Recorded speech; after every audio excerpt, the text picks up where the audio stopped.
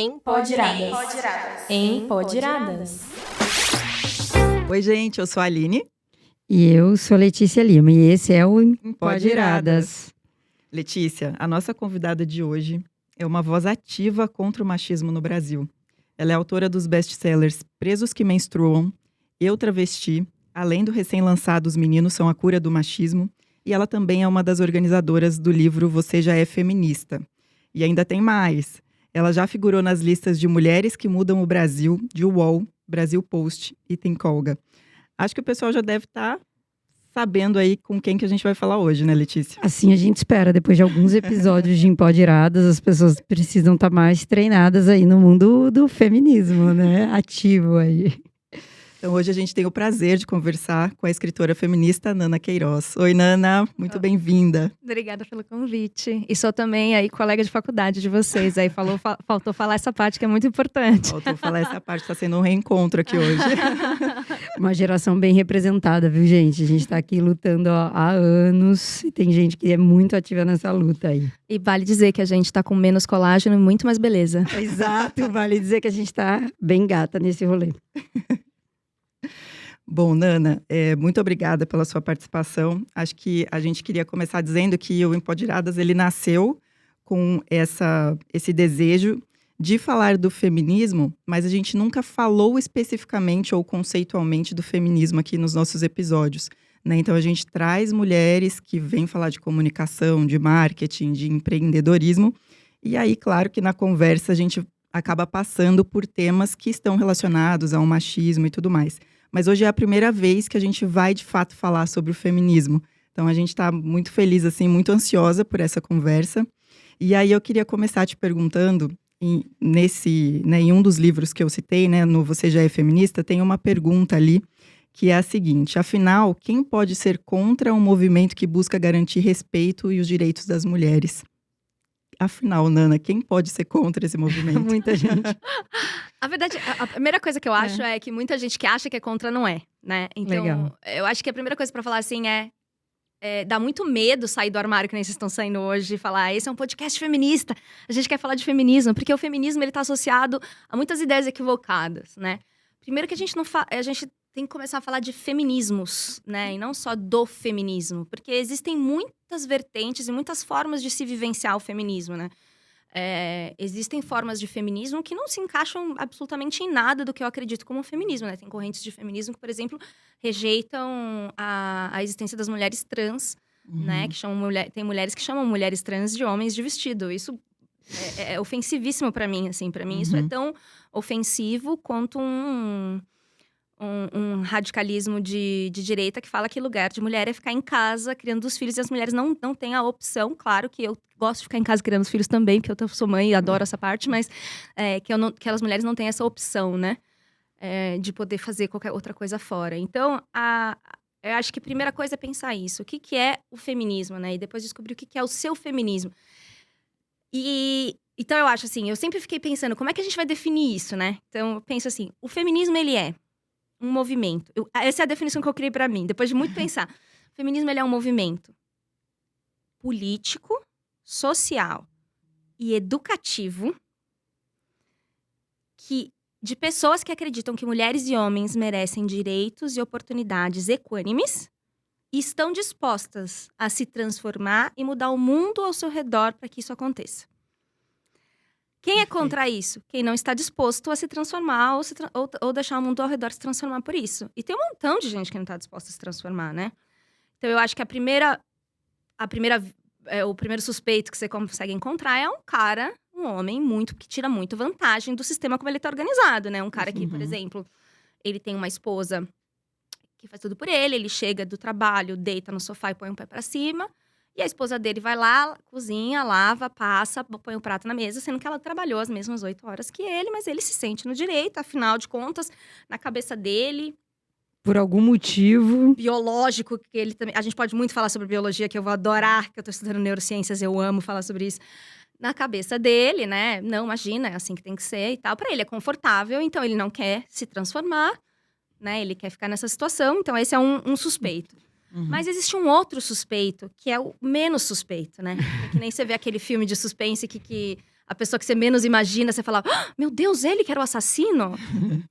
Que é outras mulheres. São mulheres com autoestima tão, assim, abalada, que elas acham que só se aliando aos homens contra as outras mulheres, elas vão conseguir a admiração e o amor masculino. Isso é muito bacana de falar, porque eu acho que a autoestima é tudo nessa vida. Quando a gente consegue construir a nossa própria e conseguir também levantar quem tá ao redor, né? A gente muda muitos cenários. A autoestima é uma coisa que a gente sempre fala, né? Bastante sobre isso. Exato. Como é que você pode achar que a única maneira de você subir no trabalho é você dizer que a outra mulher que acabou de ser promovida tá dormindo com alguém? Senhor, assim, entendeu? Se você acha que ela não é competente, vamos conversar sobre a competência dela, sobre como ela se desempenhou na última reunião, as ideias, as entregas, os relatórios, né? Vamos conversar sobre isso. Agora, você tem que ser sobre o tradicional, vamos acusar todo mundo de puta, né? Exato. Todo mundo tem que dormir com alguém pra crescer. Conseguir subir. Tanto que sabemos que os homens acabam dormindo muito mais no escritório do que as mulheres, né? Em todo lugar, aliás, eles acabam dormindo muito mais, como todo mundo. E você falou uma questão agora, né, nessa resposta, né? Que você acha que muita gente pensa que é contra o feminismo, mas não é. Uhum. E eu fico vendo assim, porque tem pessoas que às vezes vêm falar, não, mas esse negócio de feminismo não tem nada a ver e tal. Mas geralmente é uma mulher que às vezes está conversando com você, sentada num bar, tomando cerveja, depois de um dia de trabalho. E eu fico pensando, mas como assim essa mulher está falando contra um movimento que faz com que ela esteja ali, exatamente ocupando aquele espaço, né? Então, que ela não ocupava há algum tempo e que ela não poderia estar se outras pessoas não assumissem essa postura, gente, né? Eu lembro sempre uma vez que eu fui dar uma palestra numa empresa de TI, que eu não posso falar o nome, muito grande. Tinha muita gente, era Dia da Mulher, sei lá. E todo mundo tava meio assim, tipo, obrigado pelo RH por estar ali, sabe? Que saco, vamos ver essa feminista. E aí eu perguntei assim, quem é que vota? Quem aqui usa calça? Quem aqui já recebeu uma herança? Quem aqui já se divorciou? Quem aqui já se casou com comunhão de bens? Ou com separação de bens? Queria dizer que todo mundo que respondeu sim a uma dessas perguntas tem uma dívida com o feminismo. E aí a mulherada ficou assim, porque ninguém imaginava que todas… Assim, eu podia ter ido mais longe. Quem aqui já foi pra escola? Exato. Quem aqui não apanha do marido, né? E as pessoas não conseguem entender. Então, se você vai olhar lá no começo do feminismo, né? Você tá falando de… Lá na época da Revolução Francesa, que o feminismo é um filho bastardo da Revolução Francesa, né? Pra quem tá ouvindo e não sabe. Ai, que legal, não sabia disso. Você não sabia? É muito legal saber, porque assim, o pessoal foi pra rua, né? Eles foram falar assim, direito dos homens e do cidadão. E eles queriam dizer dos homens mesmo. Mas as mulheres falaram, ué, por que dos homens? Se vocês podem questionar os poderes, por que nós não podemos questionar o seu poder? E aí as mulheres começaram a questionar os homens. Eles não pensaram que se eles questionassem quem tinha poder sobre eles, elas também poderiam questionar os poderes que eles tinham sobre elas. E aí tem uma das primeiras feministas intelectualizadas, que foi a Mary Wollstonecraft. E ela queria o incrível direito de estudar.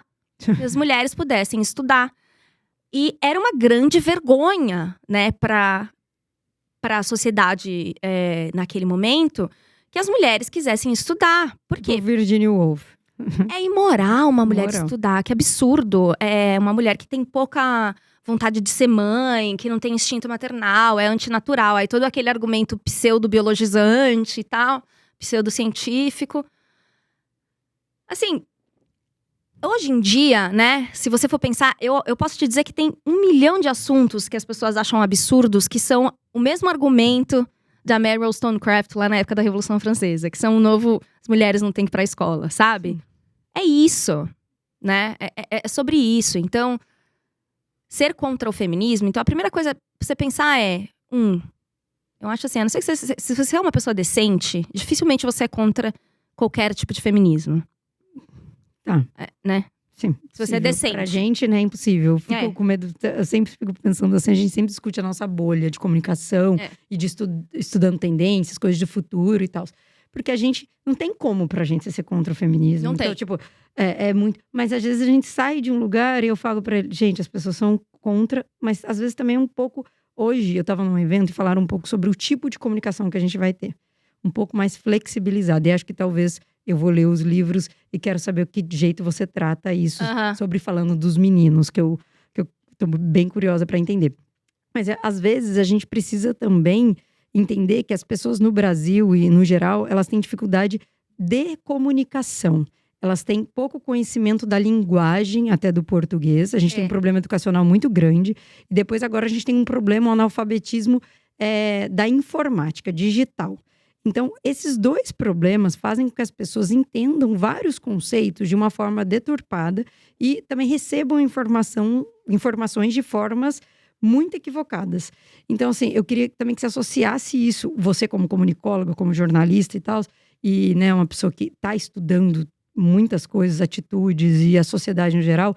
Como você vê as pessoas falarem que são contra o feminismo e como elas recebem a comunicação? Às vezes elas nem sabem o que é, como a Aline estava falando assim. Como tá essa comunicação do feminismo? Entendeu? O que as pessoas estão entendendo por isso, assim?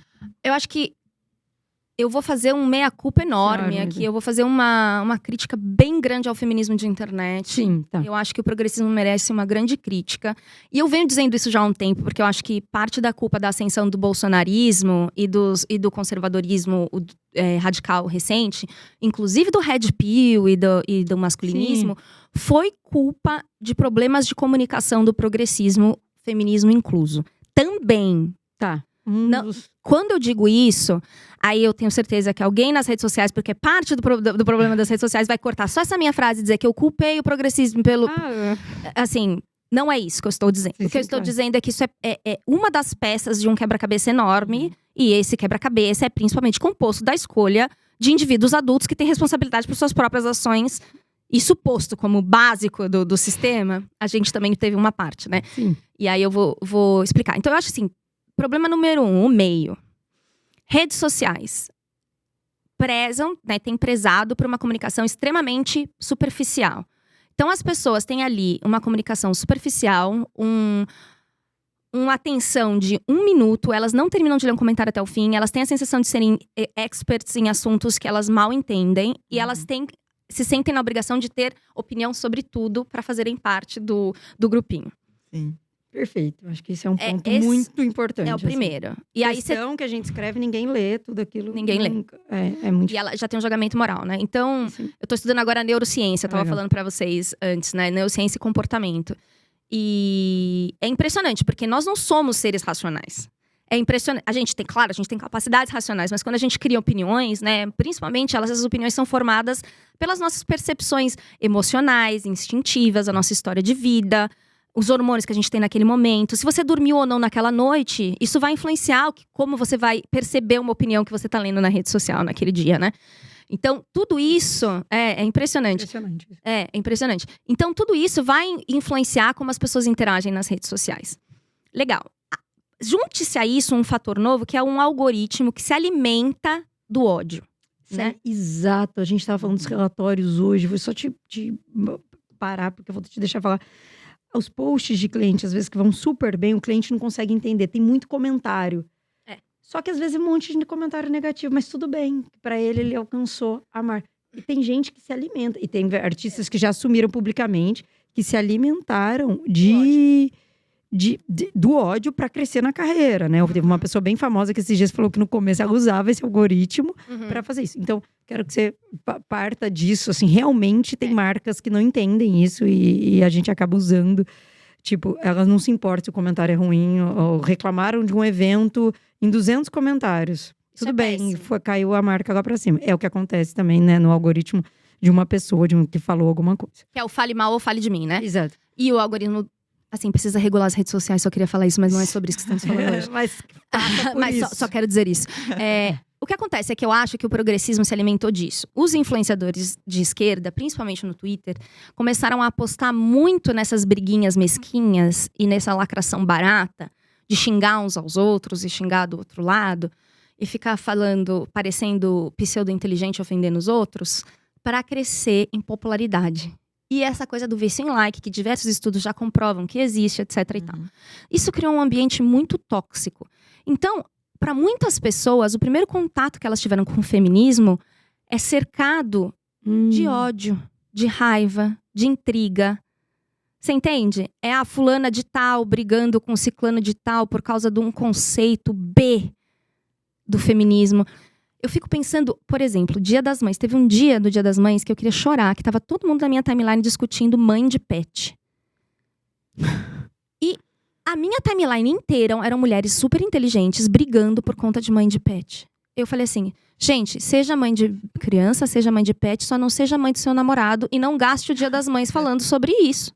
Tipo, Mas é isso. Por que a mãe de pet estava lá? Porque o algoritmo viu que todo mundo brigou sobre isso, favoreceu aquilo. Por quê? Porque fale mal, fale de mim. O que o algoritmo quer é que o Zuckerberg continue ficando rico com base de todo mundo ficar mais tempo nas redes. Não pode você estar se odiando ou se amando. Então, a gente teve um senso crítico pobre, enquanto esquerda, né? E continuou se deixando alimentar disso. E o feminismo também. Então é isso, né? O bolsonarismo se alimentou disso também. As pessoas estão, do outro lado, intoxicadas de odiar.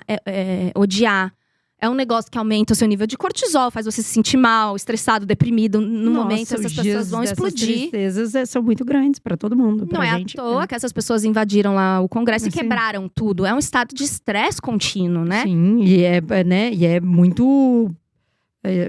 tem uma bomba ali toda hora. Alguém tá colocando alguma coisa pra pessoa ficar pior. Então é uma situação muito difícil, né? Eu acho que entra junto com esse ódio a questão também das fake news, né? Das informações que são disseminadas propositalmente erradas, né? E o pior das fake news, sabe o que eu acho que é? Nem é a mentira. É como você fica confuso entre o que é verdade e o que é mentira. Quando a gente tem certeza, mas quando um pai, alguém mostra mais velho, assim, porque eles não têm muita noção de internet, de onde vem aquele também. Aí eles mostram uma coisa, e daí você fala, meu, isso aqui também é escrito bem absurdo, de uma forma, fala, eu sei que é claro que isso aqui é mentira, que alguém foi preso transportando a vacina pro não sei o quê, tipo umas fake news. Meu, você sabe que aquilo é mentira, mas você fala, meu, pai, isso é completamente mentira, não passe isso pra ninguém, porque mas tem coisa que é verossímil, tem coisa que é super verossímil. E daí você fala, meu... Claro que as pessoas que não entendem nada de internet, não sabem onde buscar, vão acreditar, né? Às vezes tem um analfabetismo digital muito grande também pra gente considerar essa situação, né? Então acho que você falou dos cortes também, né? De pegar os cortes. Informações curtas e dar um corte, só mostrar aquele pedaço. Mas assim, tirar de contexto totalmente. Aí agora que eu acho que a principal questão da comunicação, que é a gente pensou muito em dar voz para as mulheres. Que foi demais. Isso foi incrível. O primeiro momento foi maravilhoso, que a gente chamando a Primavera das Mulheres, lá em 2015, todo mundo falando meu primeiro assédio, eu não mereço ser estuprada, contando essas histórias de estupro, contando chega de fio-fio. Todos esses movimentos foram importantíssimos. Só que aí faltou um segundo momento, que não era só dar voz à vítima e transformar a vítima em sobrevivente, mas você tinha que ter começado a converter pessoas. Né? Que é uma coisa assim que, por exemplo, as igrejas evangélicas fazem. Elas sabem que você tem que provocar nas pessoas uma experiência gostosa. Uma experiência boa e construtiva. As pessoas, quando elas entram em contato com essas ideias que você está defendendo, elas têm que se sentir melhor. E não péssimas. Porque senão elas não vão se transformar. E, gente, uma sociedade só é tão boa quanto ela trata os seus piores...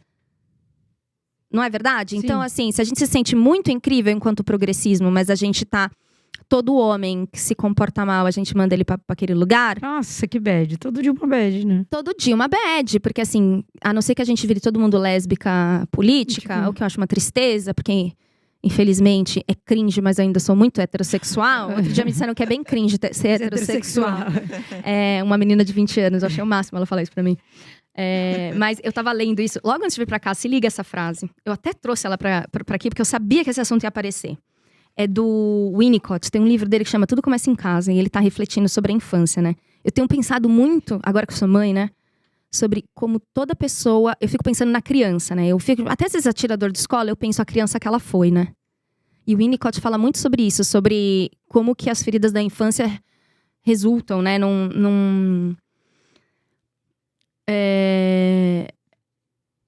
Ele fala, né, que os indivíduos doentes são os que vão causar o mal mais tarde, né? São os que sofreram na infância. E aí, ele fala assim, os seres humanos provavelmente serão os responsáveis pela destruição do mundo.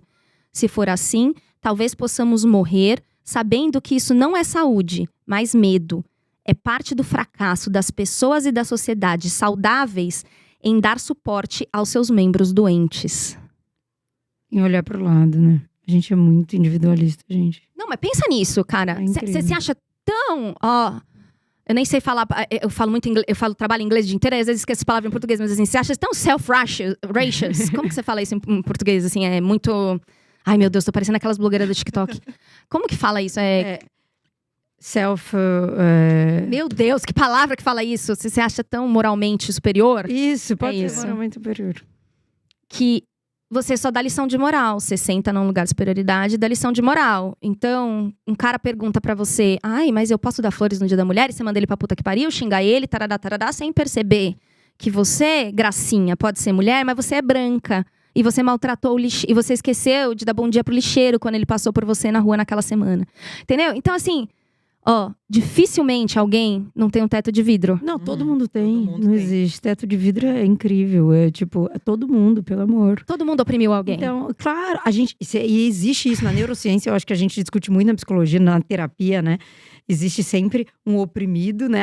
O ser humano, irracionalmente, alguns racionalmente, outros irracionalmente, a gente tenta oprimir quem tá perto e a pessoa tenta oprimir a gente. E, né, existem teorias que comprovam isso e a gente vive tentando se equilibrar entre o oprimido e o opressor. Então, assim, faz parte da sociedade. Isso já faz parte da nossa raiz biológica. E quando a gente começa a entender sobre a nossa psicologia também, a gente se coloca, me fala, pô, tô tentando oprimir alguém, vamos diminuir aí, mas teto de vidro. Vamos diminuir essa pegada e deixa a pessoa, vamos viver no equilíbrio, né? Então, acho que isso que você falou é muito importante, mas a gente tá todo o tempo tentando oprimir alguém. E vamos lembrar disso, né? Como mulher também, né? Não xingar os caras. Isso é uma parte da educação, de trazer as pessoas juntas. A gente não trouxe as pessoas juntas. Agora, em todas as reuniões que a gente vai pró-feminismo e tal, todo mundo tem que falar, tem que chamar os homens para essa discussão, tem que chamar as pessoas para essa discussão. E tem que chamar muito os homens para essa discussão. Se você não chamar, o Red Pill vai chamar. Exato. Se ele não escutar de boa, pô, vamos mudar isso aqui dentro de casa, porque eu acho que isso aqui não é tão bacana, tá onerando o meu dia. Eu também trabalhei, eu também passei por um dia estressante. Hoje eu tô completa de reuniões insuportáveis, do jeito que você teve. Então, é isso aqui hoje quem vai fazer você. Numa boa, né? Eu acho que existe esse fato da mudança. E existe uma educação que eu acho que é muito bacana de você falar das crianças, de ser mãe. Acho que existe uma educação muito diferente hoje da nossa geração em relação aos filhos e as pessoas quem tem um pouco mais de consciência, né? Eu acho impressionante que a extrema-direita, hoje em dia, com as ideias mais conservadoras e machistas possíveis, está capturando principalmente jovens, homens jovens. Eles não estão capturando só o tiozinho, né? Não é só o meu avô, meu pai. Não, são meninos jovens.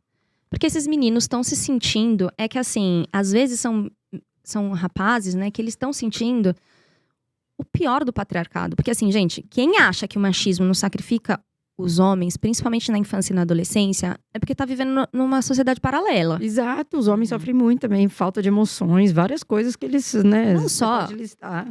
A quantidade de abuso sexual que os homens têm que calar, né? Por exemplo, quando eu tava escrevendo esse livro, Os Meninos São a Cura do Machismo, eu entrevistei 600 homens, mais ou menos, pra ver como a infância deles tinha influenciado os homens que eles iam ser, né, na vida adulta.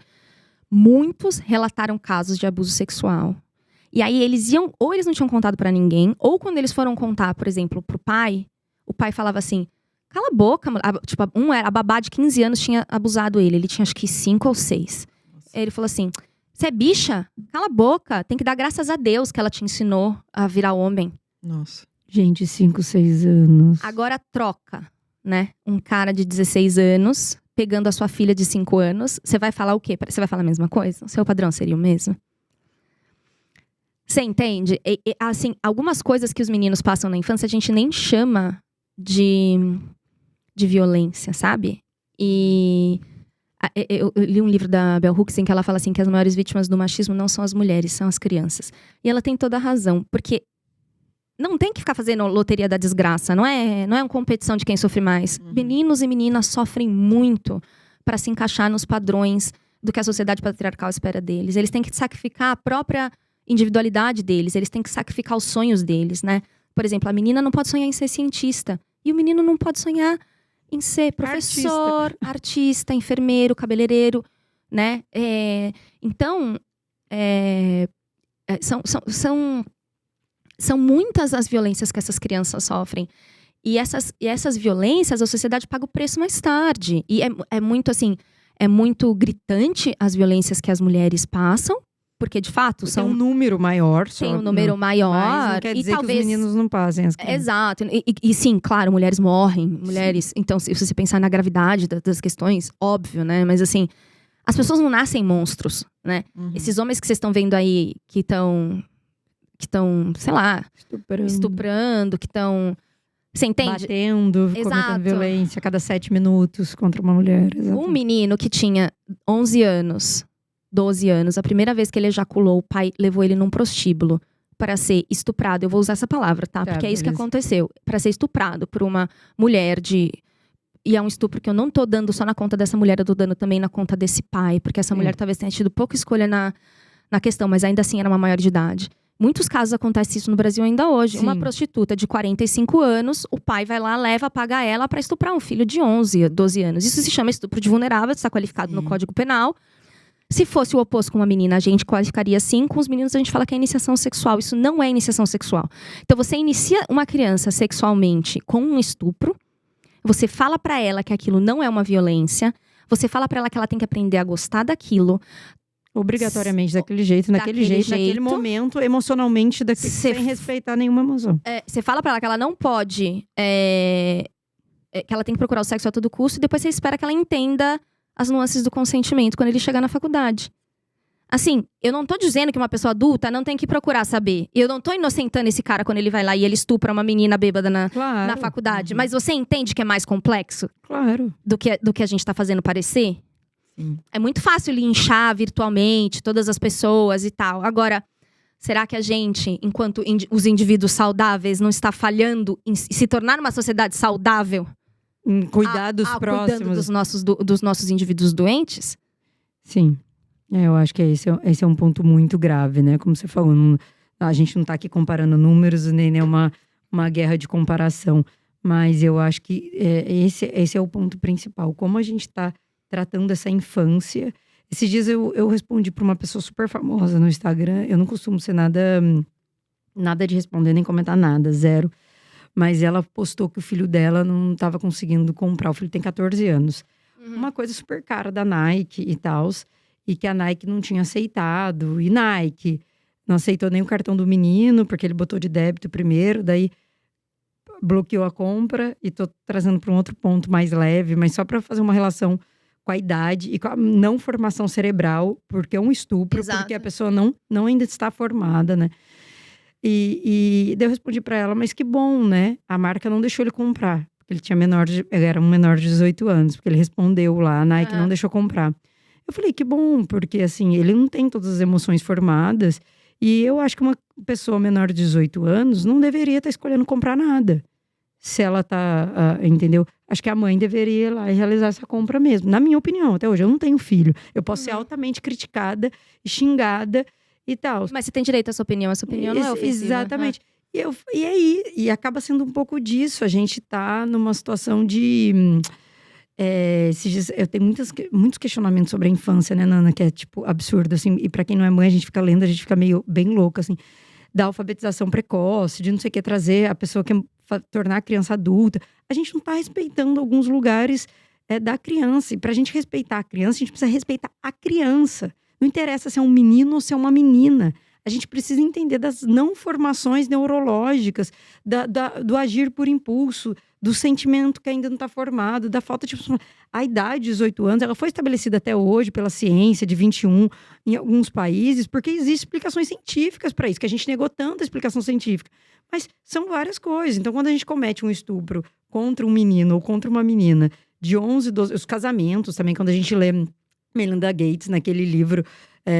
A Hora de Voar também, que a gente entende que o maior motivo da pobreza no mundo é o casamento precoce, é o estupro precoce. A gente tá deixando pessoas de 30 anos casarem com meninas de 10. Isso é estupro, não tem outra palavra. Não tem outra palavra. A gente tá deixando o mundo inteiro. Então, as marcas estão andando, a gente tá fazendo várias campanhas, e não sei o que. Gente, mas o mundo tá doente. E, de fato, a gente não está olhando… Porque antes, até acho que com menos acesso a tanta informação do que estava acontecendo, menos dados na internet, a geração, há algum tempo, podia ter proibido algumas coisas. Mas hoje a gente sabe de tudo. Hoje a gente sabe o que está acontecendo, a gente sabe o que está acontecendo toda hora, com meninos e com meninas. A pressão sobre os meninos, a pressão social e o que acontece com meninas em todo o mundo, não só no Brasil, é um absurdo. E ninguém tá parando para olhar, né? O motivo da pobreza, da miséria na África é as meninas se casarem em um casamento precoce, elas serem estupradas desde os 10 anos. Gente, passar fome, não ter direito a estudo, é muito louco essa conversa, entendeu? Ela é infinita, mas é isso que você falou. Não dá para exigir, às vezes, que sejamos adultos saudáveis se não protegemos as crianças de abusos até os 18 anos. No geral, né? Você tava falando isso das meninas, né? E dos meninos e como eles estão em formação e tal. Eu lembro da melhor amiga do meu filho, ela chama Júlia. E meu filho Jorge, de 4 anos, né? E aí um dia ele falou assim pra mim, sabe, mamãe, eu amo a Júlia. Aí eu falei, filho, por quê? Ele falou assim, ela é tão corajosa, ela não tem medo de nada. E quando eu tô perto dela, eu me sinto feliz. E eu fiquei pensando assim, que entre todas as qualidades que ele podia admirar na Júlia, ele admirou a coragem, né? Veja só, a Júlia também tem 4 anos, como ele e tal. Ele poderia ter... O que um adulto teria falado da Júlia? Que a Júlia é bonita, que a Júlia é meiga, que a Júlia é doce, que a Júlia é amorosa. A gente teria dito essas coisas, né? Eu acho que raramente a gente teria dito pra Júlia, como o Jorge disse pra Júlia, muito genuinamente e muito verdadeiramente, porque de fato, a Júlia, ela é aquela menina que ela trepa na árvore, ela pula do alto do escorregador, ela não tem nenhum medo. E às vezes ela se espatifa no chão, cai, limpa o joelho e sai voando. Não tá nem aí, não para nem pra chorar. Sobre isso, né? Sobre essas características. E eu não sei se vocês conhecem uma escritora, uma psicanalista, que é educadora infantil também, que chama Elisama Santos. Não conheço. Maravilhosa, sigam Elisama Santos. Quem tem filho tem que seguir essa mulher, ela é maravilhosa. E ela fala isso, né? Ela fala assim, olha, uma criança quando ela tá crescendo, né? Você vai dando... Quando você bota um rótulo em alguma coisa, aquela coisa vira aquilo, né? A gente que estudou comunicação sabe isso, né? Uhum. Vira um signo, né? Tipo, tem fala, aquelas sociedades indígenas que não veem a cor azul. Não é que elas não veem, elas não botaram um nome. Quando você bota o nome, passa a existir. Uhum. Né? Então, você pensa, quando você falou pra Júlia que ela é corajosa, ela passou a ser. Porque ela nunca reparou naquilo antes de você falar. Sim. Agora, se a vida inteira você só falou pra ela que ela é bonita, que ela é doce, que ela é meiga, que ela é isso, ela e nunca falou pra ela que ela fica quietinha, que bonitinho. Ela fica quietinha. Como ela é uma menina quietinha? Ninguém nunca falou pra ela que ela é corajosa, vai ter algum momento que isso vai se perder no fundo. Né? Ela vai ter vergonha um pouco de se portar como a mulher corajosa que ela é. Ela vai ser diminuída. Em algum momento ela vai achar que é um conflito com a natureza meiga dela ser corajosa. Mas não. Convivem plenamente em harmonia na beleza que é a Júlia. Aliás, Júlia, eu também te amo e me sinto mais feliz perto de você. Se você estiver um dia ouvindo isso. A meiguice da Júlia e a coragem da Júlia são extremamente harmônicas. E eu acho incrível você falar que o seu filho observou isso de uma forma muito natural, né? Muito. Sem pensar nos rótulos de menino e menina, né? Que é o que a gente tá dizendo aqui, que acaba sendo colocado na conta do que é natural ser assim. Porque a gente tenta não fazer isso, né? Eu sempre fico pensando, né? A gente fala assim, o que tem que dar pra eles é uma educação feminista amorosa. Isso não é sobre proibições. Não é sobre menino não pode brincar de brincadeira de menino. É sobre liberdade. Não é sobre menino brinca disso, menina brinca daquilo. Não, é Jorge, do que você brinca. Do que você quer brincar, né? Então, o Jorge outro dia me pediu uma boneca. Sim. E ele ganhou uma boneca. Tem uma outra amiga que nessa idade o meu filho pediu também. Ganhou boneca. Sim. O meu mais novo, por exemplo, é muito mais o estereótipozinho do molequinho, né? Do que o Jorge. O Jorge é mais delicado, mais sensível e tal. Mas o Vicente... como eu tava contando pra vocês antes do podcast, o Vicente, ele tem 1 ano e 2 meses e ele fica tirando as batatas da fruteira e gritando gol. Uma das primeiras palavras que ele falou na vida foi gol e bola, né? Ele tipo, super molecão, sobe em cima do braço do sofá pra pular nas costas do cachorro. Ele é bem assim, arteiro. E ele adora a boneca. E ele põe ela nos costas assim, bate na bundinha e fala nananene, nananene, que também foi uma das primeiras palavras que ele aprendeu a falar. E veja só, né? Ele quis uma bola, eu dei a bola. Quis a boneca, eu dei a boneca. E convive naturalmente 10 minutos de futebol com 10 minutos de nananeném. E ele vai ser um pai, né? O que tem ele brincar? Ou não. E o que tem ele brincar com a boneca? E tudo bem, entendeu? Ele vai ser uma pessoa que vai saber cuidar de seres humanos. E tudo bem. Né? Gente, eu acho isso bem, bem fantástico. Muitas mães estão realmente bem abertas a isso agora. E eu gosto de acompanhar nessa nossa idade esse movimento assim, da liberdade sobre a infância. É muito legal. Nana, eu queria falar com você um pouco, voltar no tempo, porque acho que é uma curiosidade. Até você falou, a gente foi colega, e aí, de repente, a gente te viu, assim, aparecer na televisão. E por causa de um movimento que você criou, que foi o Não Mereço Ser Estuprada. Maravilhoso. Né? E, enfim, contextualizando um pouco, mas tinha saído uma pesquisa falando que eu não sei agora a porcentagem, em cada 4. 1 em cada 4 homens ou brasileiros considerava normal uma mulher ser atacada se ela tivesse com alguma roupa com curta, pouca roupa, alguma né? coisa assim.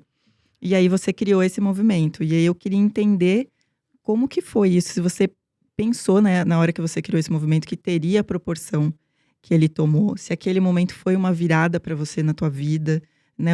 Se você já tinha essas questões do feminismo sendo trabalhadas assim em você. Enfim, eu queria entender um pouco aquele seu momento. Bom, acho que toda mulher tem um pouco de questão de feminismo sendo trabalhado nela o tempo todo, né? Aí ela processa isso da forma como ela quer, ou ela enterra isso no inconsciente, mas sempre tá, eu acho que, muito pulsante isso na nossa vida, né? Porque a maioria de nós já passou por algum, nem que seja um assédio sexual, ou um estupro, ou uma violência de algum ex-namorado, etc, né? Então isso sempre foi um tema pra mim na minha vida. E eu lembro que quando saiu o resultado, eu tava na redação, eu trabalhava no jornal Metro, em Brasília. Eu tava na redação e o meu chefe leu em voz alta. E ele sabia que eu era, né, um gauchão, assim, sabia que eu era feminista, ele era super legal. Ele falou assim, Nana, tu não vai acreditar. Saiu essa pesquisa aqui que os brasileiros acham que as mulheres que ficam sem roupa têm que ser estuprada. Eu falei, o quê? Dá uma vontade de sair, ficar pelada agora e sair correndo na esplanada falando, eu não mereço ser estuprada. Aí eles começaram a rir e falaram assim, pois não é uma boa ideia? Aí eu falei assim, é verdade, vou fazer isso. Foi de lá. Aí a minha amiga virou pra uma colega do trabalho e falou assim, mas se você fizer isso é capaz que você seja estuprada. Aí eu escrevi pra Helena Berto, que também estudou com a gente e que também foi uma cofundadora da revista As Minas mais tarde, mas já era minha companheira de aventuras naquela época, é co-organizadora do Você Já é Feminista junto comigo. Escrevi pra ela e disse assim, Helena, se eu fizer isso pessoalmente, né, vou ser estuprada provavelmente, mas se eu fizer isso nas redes sociais, não vou. Vamos nas redes sociais, mal sabe eu, né, depois eu vou contar, mas assim... Vamos fazer assim, vamos criar um evento nas redes sociais, no Facebook, o falecido. Quando for, e a gente marca um horário, e quando for hoje, sei lá, 9 horas da noite, todas nós ao mesmo tempo que tivermos lá, a gente convida nossas amigas, todas nós ao mesmo tempo postamos uma foto, mais nua que a gente estiver confortável, cada uma de nós, escrito no nosso próprio corpo, não merecer ser estuprada, como se fosse uma performance artística, de protesto. Vamos, bora lá, tá bom. Aí eu convidei a Helena, que convidou a fulana, que convidou a ciclana, que convidou a ciclana. Quando eu olhei, fui dormir. Aí era às 9 horas da noite do dia seguinte que era pra postar. Eu acho que eu acordei no dia seguinte, tinha tipo... Eu não me lembro se era 50 mil pessoas. Tinha multiplicado de uma maneira estrondosa o evento. E eu não tava acreditando. E a Globo tava me ligando porque queriam me entrevistar. Tinha sido um negócio, assim, surreal. E eu ainda nem tinha postado a foto ainda. Aí, fui lá. Aí, eu falei pro João, você banca essa comigo? Banco. Então, tá bom. Aí, eu fui lá na frente do Congresso. Eu queria fazer uma foto que fosse simbólica, né? Aí, fiz lá a foto na frente do Congresso pra dizer que não era uma questão só... Era uma questão política, não era uma questão do corpo, né? Era uma questão de... O corpo é político. Eu esperava uma resposta do poder público. Usei um bracelete indígena, que era pra representar a minha ancestralidade indígena. Usei um batom vermelho, que era para lembrar as prostitutas, que também eram estupradas continuamente. E fiz a foto. Tinha uns caras consertando o gramado da esplanada, que me assediaram, óbvio, na hora que eu tava fazendo aquela foto, assim, era tradicional, mesmo com meu marido junto. Mas a gente foi rapidinho, eu até lembro que a gente tinha um corsinha vermelho, assim, eu tirei, ele tirou a foto e eu tirei 3 fotos. É impressionante que tenha ficado boa a foto, porque eu tirei 3, bem rapidinho, assim, peitinho escondido embaixo da mão, saí correndo. Postei, e de repente um monte. E de repente começaram a vir as ameaças. muitas ameaças, assim. E aí, no dia seguinte, eu tava no Fantástico, na Fátima Bernardes, no Datena. Quem me convidava, eu ia. Eu falava assim, não, é no Datena que eles precisam ouvir falar sobre isso. Não é... Entendeu? Eu não tenho que ir no Roda Viva. A galera do Roda Viva sabe que é uma mulher que não tá... Entendeu? Eles estão pensando sobre isso. É a galera do Datena que precisa ouvir falar sobre isso. Vamos lá no Datena. Não tinha essa frescura, não. Fui. E aí começaram essas ameaças e criaram um evento, eu me lembro, que tinha 2.000 participantes, marcando o horário do estupro coletivo da minha mãe. Aí um cara me mandou no privado uma foto, um print do lugar onde eu trabalhava, falando, eu sei onde você trabalha. Nossa. Eu vou estuprar você, fazer seu marido assistir e estuprar ele em seguida. Aí eu fiquei cagando de medo. Eu recebi, assim, gente, sério, isso foi só as piores. Nossa, mas gente, assim, eu recebi coisas que eu tenho vergonha de falar aqui. E eu printei os 50 piores. Levei na delegacia da mulher, denunciei.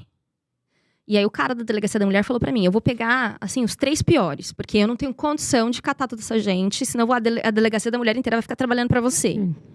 E ele pegou, né? E aí, o impressionante era um menino de 13, um de 14 e um de 21. Nossa. E aí, o de 13 e 14, você chamou o pai e a mãe, falou com eles, tal, deu uma intimidada. E o de 21 falou que era só uma brincadeira e que eu não entendia a brincadeira. E era o que tinha falado, que ia me estuprar até as bolas dele saírem pelos meus olhos e fazer meu marido assistir, todas essas coisas.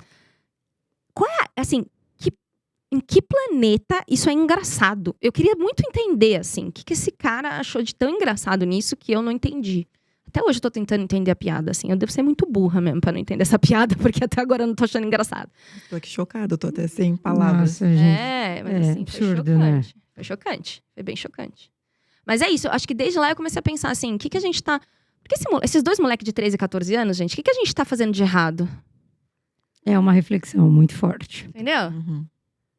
Para uma criança perder tempo com uma mulher, que já é uma mulher, com uma coisa que talvez a criança não deveria nem estar passando ainda na cabeça dela, porque ela deveria estar sendo uma criança, e dela já tá falando de estupro, entendeu? É muito doente, né? Uma sociedade bem doente, se a gente parar pra pensar mesmo. Aline, a gente tem que partir pro final, você não acredita? Nossa, já? Já, são Meu 6h07 Deus, e não pouco da acredito noite. que voou desse jeito. Aline, passou 10 anos, Dá mas eu pra- ainda falo pra caralho. Não, você fala pouco. A gente queria saber muito mais. Eu queria saber o que você acha de importante que você deveria trazer aqui, nesse momento. A gente falou de internet lá fora antes de entrar. A gente falou que é a primeira vez que a gente realmente vai tratar de feminismo. Pra gente, esse episódio é icônico. Então, a gente falou com várias mulheres e construiu até aqui um cenário mental também, né? De comunicação, de marketing e de feminismo e machismo. Eu queria que você finalizasse como você acha que é a mensagem principal desse momento, né? A gente passou por anos terríveis aí de censura, de destruição da nossa cultura, da nossa liberdade. É um processo anticientífico que não respeita a ciência no Brasil, que não leva em consideração dados e coisas super importantes. Eu queria saber, como mulher e como ativista de todo esse tempo, jornalista, o que você queria deixar de mensagem como comunicóloga também, sobre todo esse fenômeno das redes sociais? Assim. Bom, primeiro, se você é mulher e é contra o feminismo, é que nem ser um cachorro contra os direitos dos animais. Não faz nenhum sentido, né? Você pode ser cristã e ser feminista, você pode ser a favor disso ou daquilo e ser feminista. Tem feministas... Feminismo não é uma bíblia, não tem dogma. Todos os modos de pensar cabem dentro do... O feminismo é o seu feminismo, você que monta ele. A única premissa é que homens e mulheres merecem direitos e oportunidades equânimes. Essa é a premissa. Dentro dela, e que você está disposto a trabalhar e mudar o mundo, mudar você e o mundo ao seu redor por isso. Dentro disso vale uma combinação diversa de fatores. E se você é homem e é contra o feminismo, você também está sendo bobo. Porque o feminismo também faz bem para você. Ele vai fazer você poder ser você mesmo de maneiras muito mais verdadeiras. Vai fazer você ter relações muito mais verdadeiras com as mulheres ao seu redor. Vai fazer você se sentir mais livre para sentir o que você sente, falar o que você pensa, ser quem você é e amar do jeito que você tem que amar. Muito obrigada, Nana. Incrível. A gente tem algumas perguntinhas É. clássicas aqui do podcast. Acho que dá tempo de fazer, né? Já passou ali, mas dá tempo. Vamos fazer, porque não tem como. Nana, a gente queria que você primeiro falasse pra gente o que te deixa mais irada na vida. Mais irada na vida? Quando o meu marido, apesar de eu ter colocado alguma coisa na lista de compras, ele não traz. Muito. Tipo, eu fiz a lista, a porra da lista, e ele viu a lista. Eu tive o trabalho de fazer, tipo, alguém veio fazer as compras, eu não devia nem ter que ter uma lista, mas eu fiz e ele ainda não comprou, porra. Putz, É isso. muito importante. E o que você acha de mais irado na sua trajetória? Daí irado no outro sentido, assim. Como que eu... Até hoje, né? Você tem Aham. muito pra percorrer, mas até hoje. A quantidade de pessoas legais que se aglomeraram na minha vida e na minha trajetória pra fazer junto, sabe? Tipo, nunca foi uma trajetória sozinha, sempre foi uma trajetória de gente junto, assim. E seria uma mentira dizer que foi uma coisa que eu fiz. É sempre a gente fez, sabe? E foi gente sempre muito bacana e divertida. Eu me diverti sempre no processo, foi sempre muito divertido. Muito bom. Muito obrigada. A gente gostaria de agradecer.